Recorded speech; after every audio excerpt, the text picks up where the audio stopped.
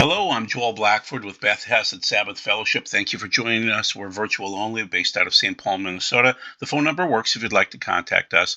We do the philosophy of eschatology, what you need to know, your reality, our existence. It's more of a magazine show. I was talking to John Haller after his show today, saying, hey, you really did a deep dive. He does mostly Israel and wars and things like that. I hope he'll get back to doing some of the other stuff, some of the other topics. But, the problem is there's this prophecy wheel of how many topics can you cover, and he does a great job. He really does. So today we're going to be solving a little piece of Revelation 6 and Revelation 8 and Revelation 16 in terms of EMPs. Yes, I'm telling you, I'm absolutely positive now we're going to have two EMP events in the world coming up. And one's from the sixth seal, one's from the fourth trumpet. That's the dust event. And then the fourth bowl will be the kill shot. That's what you're preparing for. So once again, huge EMPs coming up twice. Yeah, it's going to be ugly. Now, what proved it positive was that I was reading it in the Bible over the last few weeks, and then Rebecca Sterling brought it up in much the same manner. So her comments were because there were two. The first one was temporary, a few months, say, and yet was temporary, and later there's another one. There's another one that they never come back from. So she was describing this in Living in the Basement HD, which is the seventh of her video. You can find it under David Strode, A Voice Crying in the Wilderness. And Rebecca did a nice job. I interviewed her twice. And so what I'm warning you about is that Rebecca Sterling is matching up with the Bible and describing it right. It seems as though the first EMP that will attack us will be temporary, and it could be starting next year. Then the next one, 6 years later, will be permanent. And so you will go into the Stone Age at that point in time, and only the Amish and people of that mindset will be able to survive. It'll be similar to the Carrington event in the first one, and then it'll be a kill shot right after that. So this is, once again, Living in the Basement, the seventh video. You can find it under David Strode, A Voice Crying in the Wilderness. You know what? I'll put it in the bottom in the links. But yeah, Rebecca confirmed the Bible. So what we're trying to do, as always, is give you the Bible, not twist it. Give you the prophecy that matches with it, in this case, exactly. And then give you the news of what's going on. So why am I not covering the storms and disasters worldwide? Because that would take me right now 2 hours. It's so bad out there, people, and it's getting worse. So this is Typhoon Yagi, hits southern China and just devastated poor China this year. There are some evil dragon-like leaders over there, but the rest of the people, they're suffering under this horrible, all of these storms that have hit. And so this one also hit Laos, Thailand, Cambodia, those areas. Oh, and the Philippines get hit all the time too.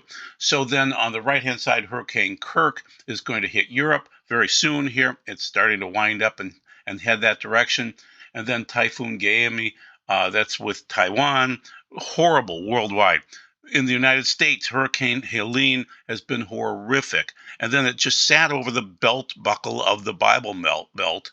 This is from Mail Online, talking about how it's killed 227 and finding the bodies and all of these other deals.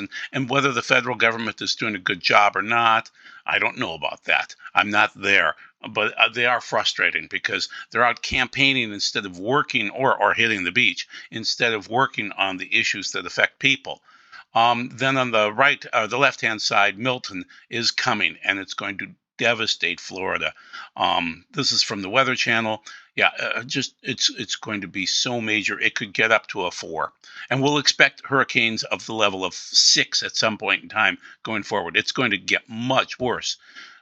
On the other hand, we have scholars out there that are saying there's no observable warning signs occurring, that based on the doctrine of imminence, which implies the possibility at any moment of signless coming by the Messiah, Yeshua, at the rapture. That's Tommy Ice's quote.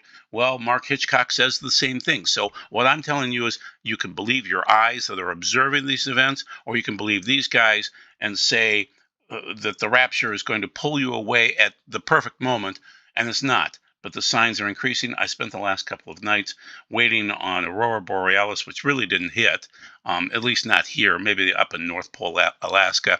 But yeah, this is interesting to watch this occurring. I don't believe in imminence. I believe that it's a doctrine of demons. because we're seeing the signs, people, and they're increasing, and they're biblical. Okay, so this is my evidence for a micronova existing, and it's really more recent history. So this multi-trillion-dollar disaster is coming, and solar astronomy is our prime defense. Not really. This is from Forbes from 2020, where they're realizing there's a disaster coming. There's going to be a catastrophic solar flare or a micronova at some point in time. And once they put together their solar telescope technology, Inouye seems to be one of the leaders in this. Then we've been able to figure out what goes on with other stars across the galaxies and how they turn different colors. They turn from yellow to white to red to black, and then they blast off this particular section and hit planets, say, around them, although there's no life out there. But with the United States, not the United States, but with our world, this is due. So this is Forbes again. This is from the Science Breaker, Science Meets Society, introducing the micronova. And this is from, I think, 2023. So it's fairly current. The Transiting Exoplanet Survey satellite tests operating since 2018 monitors the brightness and variations of hundreds of thousands of objects in the sky. Amongst the targets we monitor are a few hundred accreting white dwarfs. 3 of these have revealed rapid and energetic bursts of light lasting less than a day. So it happens fast. And so what is a micronova? Why are they micro? Well, the term nova translates from Latin, meaning new. The term has been used for centuries by astronomers to describe the appearance of new stars. But really, what we're talking about with the micronova, and supernova is a bigger one, but a micronova is a very energetic process that releases radiation. On the bottom here, on the right-hand side, these are called white dwarfs, and they are the remnants of sun-like stars. Not necessarily. They could just be a sun, collecting dust and then kicking off a micronova. But revealing their inner hot and inert cores, these white dwarfs grow, accrete in mass, and exceed a critical limit where they detonate and release energy in a bright explosion. And that can be a kill shot. And we're expecting one that's temporary and then a kill shot later on in the next decade, probably. So this is from The Atlantic, the cutest thermonuclear explosion in the universe. This is from 2022. Allow me to introduce you to a new term, micronova. Astronomers have discovered a new kind of stellar explosion that occurs on the surface of small, dense stars known as white dwarfs. So far, the researchers have spotted these explosions on 3 white dwarfs, and they call it plural micronovae, but they produce tremendous amounts of energy. Our sun is going through a polarity shift right now, and we are in the maximum phase, and we're watching things get pretty crazy.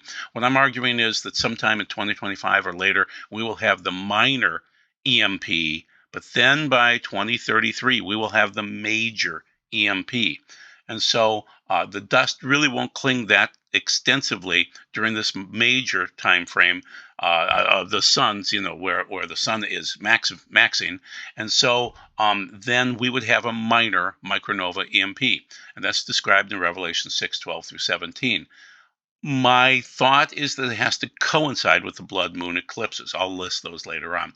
Revelation 16 has the major micronova that can only occur during a solar minimum, and that would occur about 7 years later, about that time frame. So there's a current sheet out there. It's galactic, and it is confirmed absolutely. The problem is it's wavy, so it's tough to figure out exactly where it is. It's like electrostatic dusters, where things stick based on electrostatic clinging. And so positive, negative charges that cling, and so dust is going to cling to our planets. And you'll see it as I show you the verses. Here it is. Okay.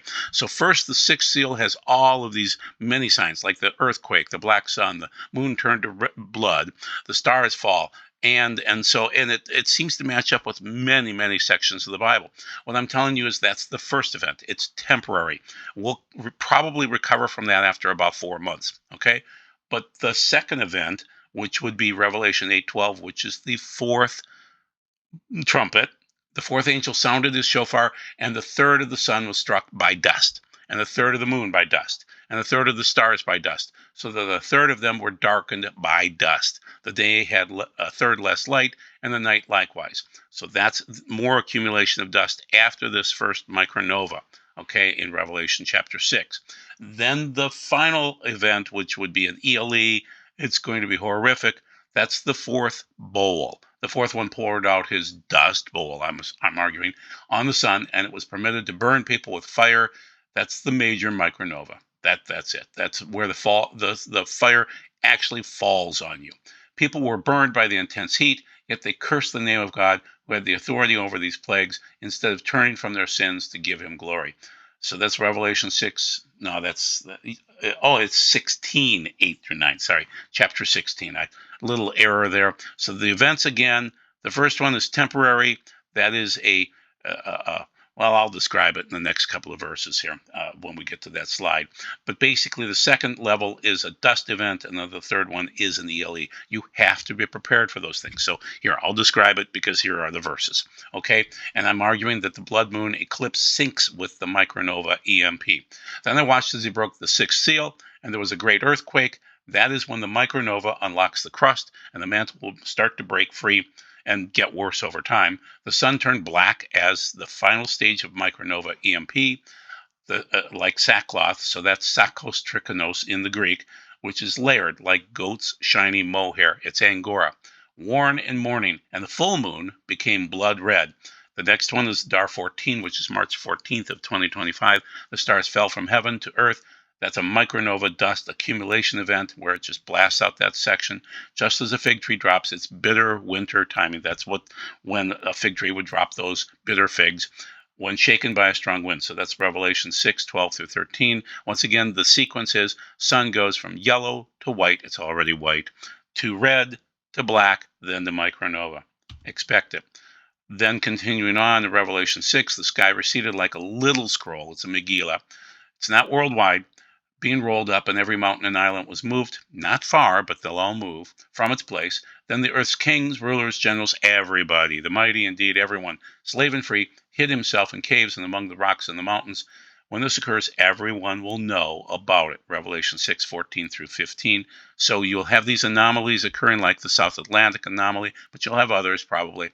And what you'll have is holes where literally the energy comes through. You'll have a plasma penetration, and we're noticing the winds today here in Minnesota, the last actually about 14 hours. So this will get worse. Like a Megillah, it will be small, but it will be powerful where it occurs, especially the South Atlantic right now. And the king's leaders will know about this. You can see on the left-hand side from the magazine, and I'm blanking on the name of the magazine right now. It doesn't really matter. They know the eclipses matter. They know it, and they know war matters, and they know these events are the Economist. That's the magazine. So finishing out chapter 6, and said to the mountains and the rocks and their bunkers, fall on us and hide us from the face of the one sitting on the throne. That's a veiled reference to God the Father, and from the fury orge of the Lamb. That's Yeshua, a veiled reference again. This is proof that the rich and the poor will be aware of the sixth seal.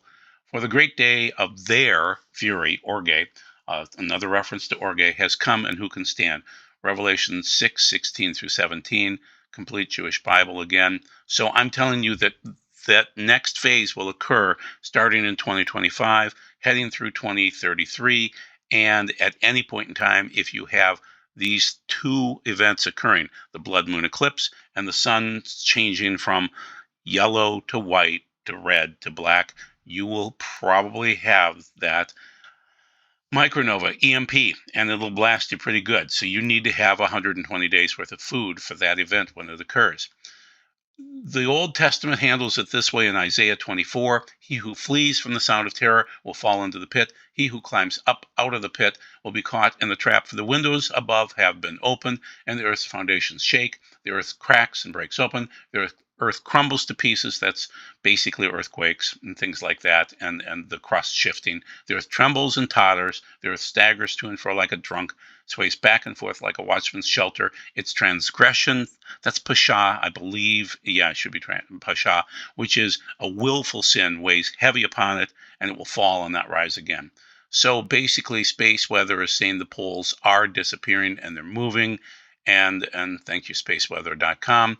Yeah, we're aware of that. They're not publishing that much, but it's just that's the sun's magnetic poles are disappearing. But then on the other hand, the Earth's magnetic poles will move also. They have the ability to move about every 6,000 years, maybe 12,000 years. So we're getting close to that time frame. Ben Davidson handles it this way. At some point, Earth's weakening magnetic field will weaken so much that the planet will not be able to sustain even a moderate disruption in the solar wind. When that occurs, the grids will go down and there will be no more power. That's what you're looking forward to. Two of those events. No more power temporarily as the sun continually ramps up towards micronova, and as the Earth's magnetic field continues to weaken, cosmic radiation will bombard the planet more and more. At some point in time, the solar system will enter the point where the galactic magnetic reversal occurs. The sun will go dark for 3 days, followed by a solar micronova EMP. That's the kill shot, and the planet will go like this, twist. Okay, that's Ben Davidson again. He's hiding up in a cave up high in the mountains. Smart guy. Okay, so you're seeing things change. I'll cover more of how the magnetosphere is thinning in a moment here. So once again, the signs. The solar eruption is coming. You will see, like we've seen the last couple of days here, aurora's way up north right now. Then you'll see storms. You'll see windstorms and thunderstorms and things like that. You'll see earthquakes. You'll see the anomalies occurring where the energy pours through, plasma penetrations, and then you'll see the pole shift at some point in time. Okay, Ben is arguing that since 1859, when the magnetosphere seemed to be at 100% thickness, it's dropped to about 70% right now. That's horrific. And that means that you will have this first micronova do major damage for about 120 days. You'll need that much food and water and other things like that. So that's the magnetosphere weakening numbers. This is from suspicious observers again, and one does not simply survive a solar micronova. It takes effort. You have to actually plan to go into something like this. So did solar micronova destroy previous civilizations? No. Some people get through. Some people get through. Even with all of the things that are biblical, some people will get through. They will not be raptured, but some will die in a Holocaust, and that would be kind of like their rapture. So spiral arms of electric current emanate from the galactic center. So what to expect, the nova preparing, things like that. And they're saying the micronova events occurs every 12,000 years. Yeah, they're pretty much correct. As we enter another spiral of the electromagnetic current in the Milky Way's galactic sheath, the energy absorbed by the sun will release as a micronova. I'm saying it's dust that causes that. Nova events occur about every 6,000 years, but the big ones are more like 12,000. We're at the point with each one of those. Okay, so Ben Davidson has his observer ranch up in the mountains of Colorado. He's preparing to survive. He wants to take his family through. I'm saying you could survive through as being an Amish person and learning to live off the land. Either way, you can't live in the city and survive. Those people will die first. So these are little articles from AI, from the internet, and from Treehouse Dad. So after the MP, most electronic equipment will be temporarily or permanently disabled by an EMP. It looks like we'll probably have 120 days without these things during the first one, the mohair micronova. This includes computers, satellites, radios, radar receivers, and traffic lights. Power. A severe EMP can take down the power grid. I'm arguing about 120 days. Communications, cell towers, they'll be the first ones back up. And satellite will also pop up too. Elon knows what's going on. Telecommunication switches, dishes, radar will be significantly affected, but will be able to be repaired. Vehicles, transportation, jobs, things like that, you're going to have to live without it for 120 days. Your biggest needs are air, clean air, water, sleep, food, shelter, those types of things. You'll still have shelter. You won't have access to food like you have in the past, so you need 120 days of food. Sleep will not be the same thing. You will be miserable after the EMP. Water, work on that. Air, it'll be clean. It'll be clean. You'll get through that way. Okay, so on the right-hand side from Treehouse Dad, instant shutdown, electromagnetic pulse that fries most electronics instantly and simultaneously. Looting, expect looting. So that's, when your cars aren't working, when you don't have any food, and you realize other people are weakened by this, the looters will head out. Some initial panic may arise, yes. Food and supplies will be the first to go. Prescription medications. The weird thing is people buy toilet paper first. It's like, buy a bidet, okay? Water will be there. It's just, will it be clean? Migration, as food and water become scarce, people will begin to migrate.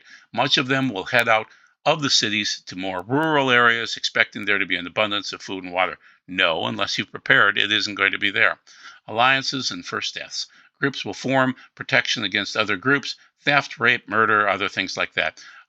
Allegiance to groups will be expected and enforced. Second and third waves of death.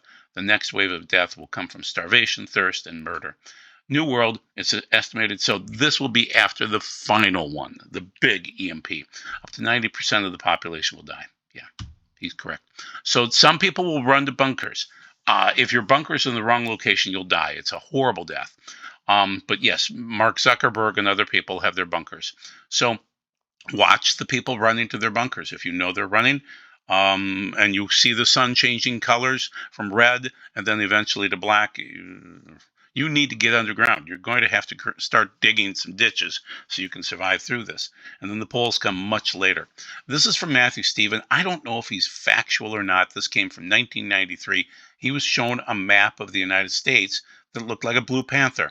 And there are safe zones and there are dangerous zones. You don't want to be in the Dragon's Triangle or the Devil's Triangle for that matter. But basically what he's getting at with the Blue Panther is the reason why I stay in Minnesota. We seem to be part of that safe zone. I don't understand why, other than maybe the sloshing effect and where the polls will end up where I'm right now presently at the 45th parallel. I'll end up the 45th parallel south. Okay, but this is an interesting map. There are safe zones. The New Madrid probably blows. He's showing that. So I have a friend that builds vehicles that are, able to go up to the North Pole and survive quite well and things like that. So you're going to have to start to prepare to make things EMP proof. And how do you get it done? You're going to have to put some thought into this, okay? The macro EMP, there's a micro and a macro. Be prepared for both. That's what I'm warning you today. Both EMP strikes. What to expect after the EMP, we've been discussing that. I'm saying that this is interesting that Elon Musk said they actually do vote. If they don't, this will be the last election. That's my prediction. He knows that something's coming shortly here. He knows based on, he has algorithms to be able to monitor what's going on. He has his own Google type of an algorithm. And so he assumes soon, and it'll get worse after that. So just keep in mind when you see Elon advocating for Trump, normally a billionaire won't do that, especially in his position, but he's doing that because it's so dire right now. It just is. That's from C-SPAN. So Wilkerson handles it this way, and then we'll conclude. Wilkerson says in the vision of 1973 that these signs are going to increase and the prophecies match. Weather will become increasingly difficult to forecast. Sudden storms will appear without warning. Southernmost regions will be gripped by record cold waves, and northern areas will experience record heat waves. Airline pilots will be reporting the worst flying conditions in the aviation history. I'm talking to pilots all the time. That's the truth. The most intense hurricanes are coming. Many parts of the world will face the most violent winters of all times. Europe will face the worst winter lashings ever. Hailstorms. Large chunks of ice will fall from the sky and cause much damage. These storms will not only destroy crops and smash automobiles, but they will also cause the death of many people. Watch out for reports of intense ice storms and hailstorms in the future. Also prepare for the most severe winter of all time and record snowfalls in the U.S. and Canada. The United States is going to experience the not too distant future the most tragic earthquakes in its history.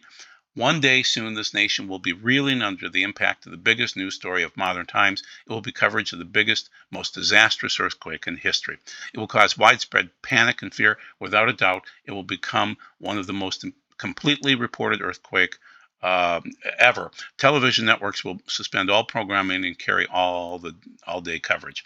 I'm arguing that's probably the sixth seal. Okay, the beginning of sorrows would occur after that. Floods, hurricanes, tornadoes, hailstorms will occur more frequently. More than 1/3 of the U.S. will be designated a disaster area within the next few years. We're getting close to that. You're seeing that in Asheville, North Carolina right now, and other regions of western North Carolina. Nature will go wild. Floods, hurricanes, tornadoes will destroy crops, animals, and much wildlife. driving prices even higher and causing some experts to suggest that nature is losing its balance. And then, in terms of the catching away, some people call it the rapture. That could be nukes taking out millions. Okay, just get ready for that, or other things taking out millions. That's kind of like a rapture if you die quickly. Okay, where are we right now? We are in Tishri. We just celebrated Yom Teruah. There's a bad day probably coming on October 7th. You know, that's the anniversary. Yom Kippur, for me, starts on the 13th going into the 14th. And then, actually, the 14th going into the 15th. I'm sorry, I'm a day off. I'll have to verify that, but Yom Kippur, yeah, it should be 2 days later. So the 12th, the 14th, I'm sorry, 2 days later. And then, so I did have it right. Then Sukkot would start probably going into the, let's see, the 16th, 18th, yeah, 18th, 19th. So I am correct. So Sukkot, those are the good holidays other than October 7th, which probably will be bad. The worst time will be November, probably around November 18th, 19th, 20th. That's the false Sukkot of Jeroboam from 1 Kings 12. That's when things are going to be really, really ugly. And we're probably about a year away from going into the tribulation, the final 7 years. Where are we? We're in the birth pangs. We're probably in the fourth seal. We're approaching the fifth seal. The sixth seal I'm describing could kick off in 2025. We are not in tribulation. We are not in great tribulation, but we are. I'm sorry. I wanted to mention that we are due for 2 EMPs. The first one is minor, about 4 months of downtime, but the second one will be major and is about 6 years later. Okay, so just be ready for it. You are working on you and your family. Some Rosh Hashanah, some Yom Kippur or Sukkot, a fall festival. You will need clean garments. You can't be naked. There will be a wedding to Yeshua. You need to be ready for that.